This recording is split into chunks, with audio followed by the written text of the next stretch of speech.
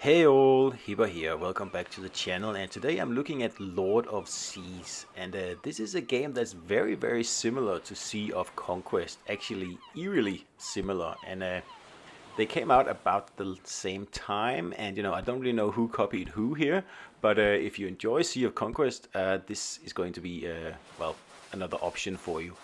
So let's just go through how to get started in the game here, and you start out with an island where you have your headquarters on it.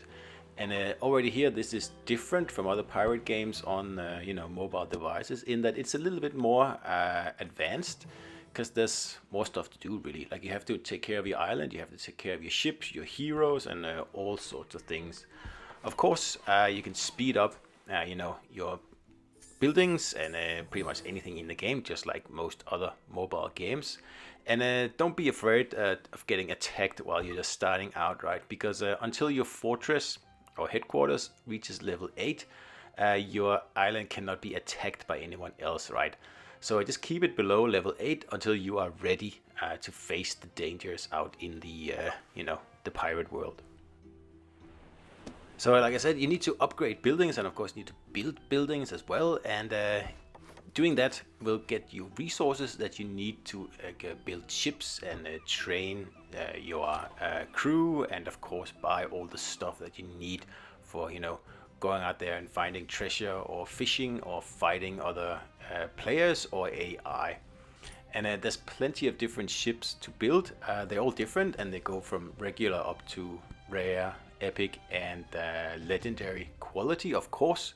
So there's something for everyone. So again, this is very similar to Sea of Conquest if you ever played that game.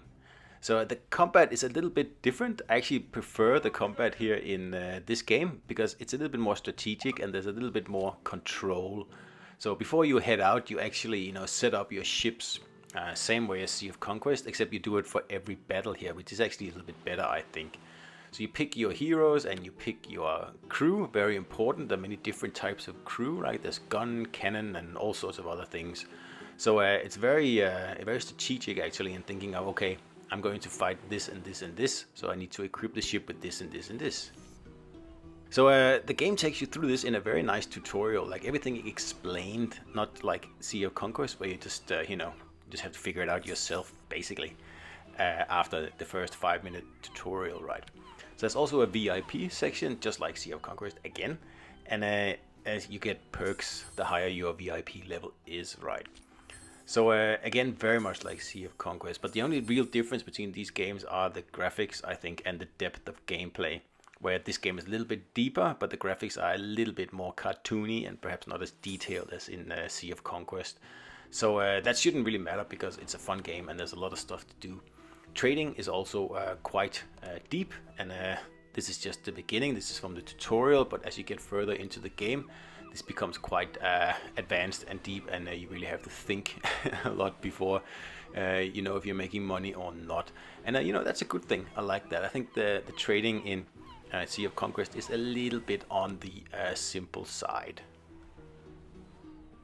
There is of course all sorts of things you can buy to speed up your adventures in the game, and we'll get to that later. But it's all about making gold, making resources, building ships, fighting other pirates, and if you can, take over other players' islands and build alliances as well.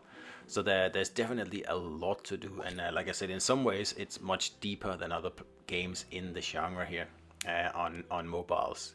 And of course there's a battle pass as well. Like, it's pretty much in every mobile game, and this one is no exception, where you save like 5,000%, 10,000%, which is total not true. Let's put it like that. But it's still there, right? So if you want to pop some money into level your ships and your heroes quicker and get some nice goodies, then it's totally doable. You can just do that if you really want to. And like I said before, there's of course many different ships to get, and if you want, you can just purchase the legendary ones outright, and or you can make do with epic ships or rare ships or whatever. Like it doesn't really matter. It's up to you how much you really want to invest in the game, right? So the game seems still very popular. It's about a year old, and it's actually number 15 on the like the most played list on at least for Apple's platform, which is quite surprising. Whereas Sea of Conquest is down at a 100 something spot. So there should be plenty of players to interact with, and there certainly has been. I haven't really been alone at all, and of course I've progressed much further than I'm showing in this video, but this is just a video that's showing you how to get started, right? So you know, getting heroes is also a part of this game. It's different than other games. You do it at the tavern, and it's pretty much signing a contract, like an exotic contract in this case here. And if you are lucky, you will be rewarded with a hero. And of course, again, they can be epic, legendary, and whatever else available. And they all have different specializations as well, like exploration and cannons and what have you. So you can actually build some very interesting ships, because the ships are also specialized in exploration or, you know, trade or combat, whatever. So there's a lot of options, and I really like that. So missions, plenty of that stuff, and like I said, the setup is a little bit different than other games. Like, you have to set up your fleet before you attack each time, and I like that. So it's easy to change your commanders and your setup and your you know, outfit, and off you go. And there's also a war strategy that you have to pick before a battle. This one is a little bit more random, I think, but you know, I'm not gonna complain. So compared to Sea of Conquest, the combat works much better. It's less chaotic, and everything is controlled really, because it's kind of, it's not real time really, although it is a little bit more in the turn-based area. But it just works a lot better, and you have full control over what goes on. And if you lose a battle, it's up to you. It's not because you misclicked or anything like that. So you know, I'm quite happy with this game. I only just found it today, and I thought I would do a video on it in case you were looking for something else than Sea of Conquest, for example.